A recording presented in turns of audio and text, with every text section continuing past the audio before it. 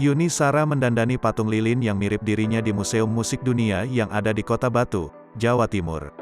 Rupanya patung lilin yang mirip dirinya itu sudah sejak lama tidak diperhatikan. Bahkan, sejak sebelum pandemi patung lilin itu tak pernah dilihatnya. Terkini, Yuni Shara pun berkesempatan mengunjungi dan mendandani patung tersebut.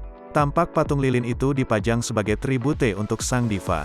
Tak hanya itu, patung tersebut secara detail sangatlah mirip dengannya. Dengan kepiawaiannya, perempuan berusia 50 tahun itu merias wajah patung lilin dengan alat makeup. Alhasil, patung tersebut semakin terlihat sempurna dengan polesan makeup yang diberikan oleh Yuni Shara. Selain pada wajah, ibu dua orang anak itu juga merias seluruh badan lilin agar terlihat bersih. Lebih lanjut, pelantun lagu 50 tahun lagi itu juga mengganti rambut patung lilin. Menurut Yuni Shara, hal ini dilakukan agar patung itu terlihat bersih dan terawat.